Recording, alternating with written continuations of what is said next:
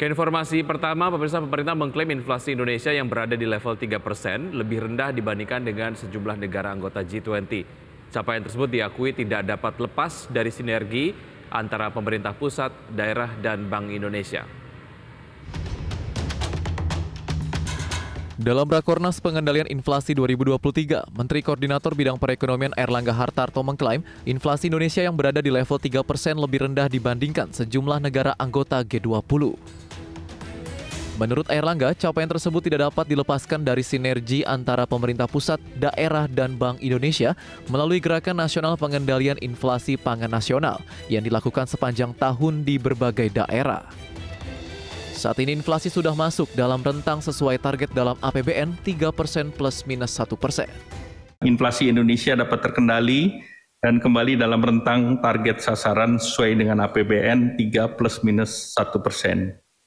Inflasi di bulan Juli tercatat 3,08 year on year dan angka inflasi ini lebih baik dibandingkan sejumlah negara G20 lainnya, Pak Presiden.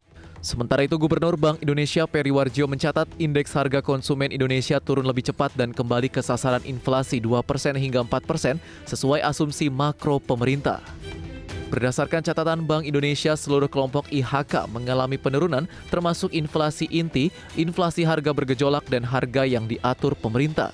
Indeks harga konsumen turun lebih cepat dan telah kembali pada sasarannya 3 plus minus 1%.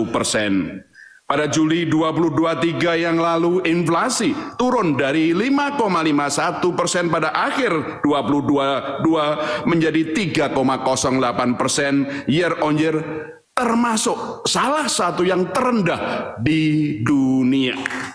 Berdasarkan data Badan Pusat Statistik pada Juli 2023, inflasi bulanan mencapai 0,21%. Capaian ini lebih rendah dibandingkan Juli 2022 yang berada di angka 0,64%. Sementara inflasi tahunan pada Juli 2023 sebesar 3,08%, lebih rendah dari periode yang sama tahun lalu yang mencapai 4,94%. Jakarta, Tim Liputan IDX Channel.